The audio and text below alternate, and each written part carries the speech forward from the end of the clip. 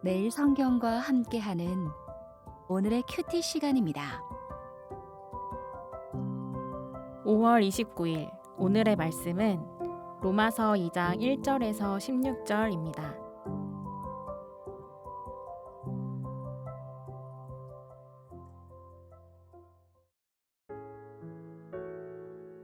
그러므로 남을 판단하는 사람아, 누구를 막론하고 내가 핑계하지 못할 것은 남을 판단하는 것으로 내가 너를 정죄함이니 판단하는 내가 같은 일을 행함이니라.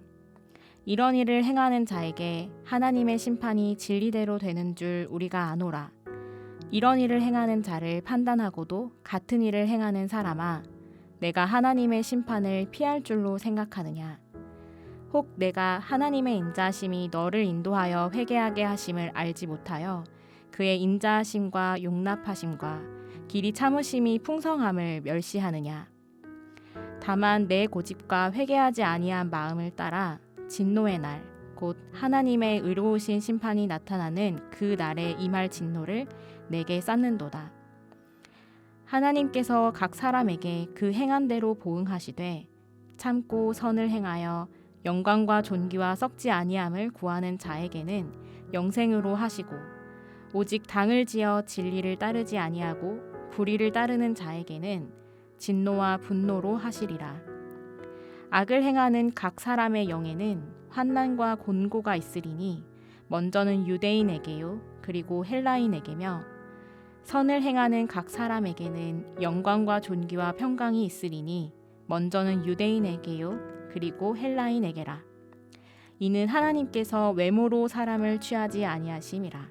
무릇 율법 없이 범죄한 자는 또한 율법 없이 망하고, 무릇 율법이 있고 범죄한 자는 율법으로 말미암아 심판을 받으리라.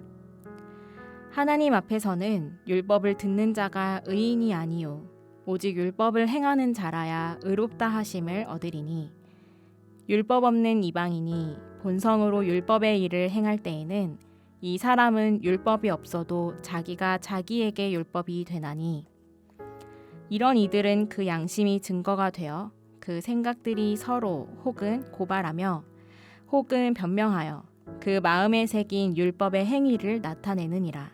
곧 나의 복음에 이른 바와 같이 하나님이 예수 그리스도로 말미암아 사람들의 은밀한 것을 심판하시는 그 날이라.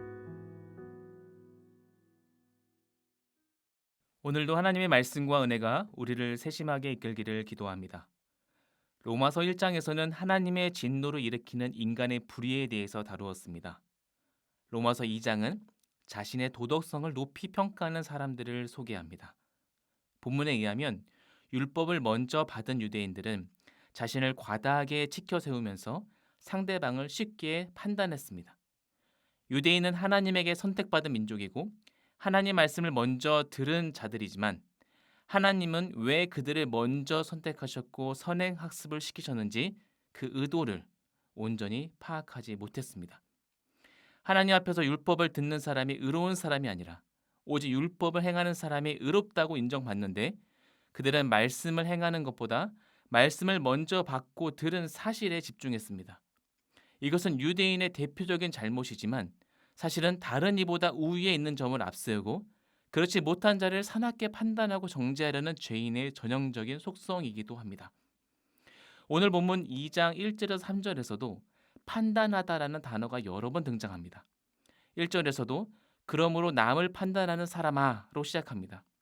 누구를 막론하고 내가 핑계하지 못할 것은 남을 판단하는 것으로 내가 너를 정죄함이니 라고 이어서 말씀합니다. 유대인이 이방인을 바라볼 때 그들은 우상 숭배와 불의로 가득한 족속이었을 것입니다. 하나님 말씀을 듣고 하나님의 선택을 받은 유대인에게 이방인은 하나님의 심판이 불가피한 존재였을 것입니다. 유대인은 그런 이방인을 판단합니다. 문제는 유대인의 모습이 하나님이 보시기에 더 나은 것이 없었다는 점입니다. 3절에 이런 일을 행하는 자를 판단하고도 같은 일을 행하는 사람아, 내가 하나님의 심판을 피할 줄로 생각하느냐? 그럴 수 없다라고 바울은 설명합니다. 많은 사람들은 자신이 혐오하고 적대적으로 여기는 그 악이 바로 자신 안에도 있다는 사실에 대해서는 제대로 인지하지 못하고 소극적으로 행동하고는 합니다.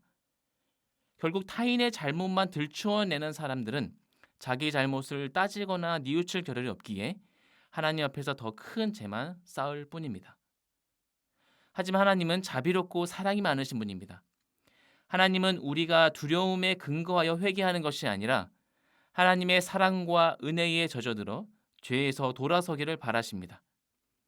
그래서 하나님이 우리의 모든 잘못을 알고도 참고 기다리시는 것은 하나님이 우리의 잘못된 방식을 인정하시는 것이 아니라 연약하고 모순된 모습을 용납하시고 길이 참아주시는 것입니다. 그 과정의 시간에서 남보다 우위의 위치에 있다고 해서 재빠르게 판단하고 정죄할 수 없습니다.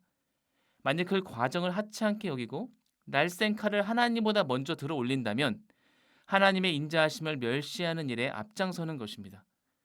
하나님은 우리가 죄를 지을 때 곧바로 대응하지 않으시고 돌이킴의 시간을 주십니다. 하나님의 인내에 구원의 의도가 있음을 알아야 합니다. 6절에서 하나님은 각 사람이 행한 그대로 갚아주신다고 하십니다. 그 행위라는 것은 영원한 생명을 받은 자답게 살아가는 구체적인 삶의 모습입니다.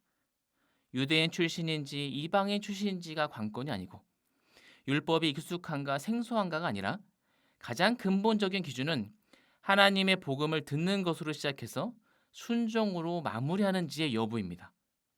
복음의 씨앗은 반드시 열매로 드러날 것이고 행위는 믿음을 대체하는 것이 아니라 믿음의 결과로서 반드시 구체적인 실천이 나타나야 하는 것입니다.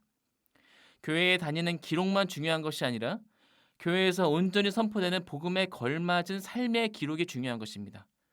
큐티를 한 날을 체크한 달력만 중요한 게 아니라 큐티한 말씀을 나와 너의 관계에서 동일하게 차별 없이 적용하는 삶의 이력이 소중한 것입니다. 11절에 하나님은 율법을 모르는 사람들이 죄를 지으면 율법과 상관없이 망할 것이지만 율법을 아는 사람들이 죄를 지으면 율법에 따라 심판을 받는다고 했습니다. 하나님은 차별 없이 모든 사람을 대하실 것이고 선한 일을 행하는 모든 사람에게 영광과 존귀와 평강이 임할 것을 약속하셨습니다. 타인을 잡기 위해 덫을 놓지 말고 자기 자신이 걸리는 우를 범하지도 맙시다. 나 자신부터 복음을 듣고 그 말씀에 걸맞은 삶을 살아내는 예시가 많이 필요한 시대입니다. 오늘 우리가 말씀을 들었으니 이 말씀대로 정죄와 심판의 날이 선 그리스도인이 아니라 선함과 사랑의 결실을 삶 속에서 차곡차곡 쌓아가는 그리스도인이 되도록 합시다. 함께 기도하겠습니다. 하나님, 오늘 하루도 나로 말미암는 삶이 아니라 주 예수 그리스도로 말미암는 복음을 살아내는 삶을 살게 하옵소서. 이 모든 말씀 우리 주 예수 그리스도의 이름으로 기도합니다. 아멘.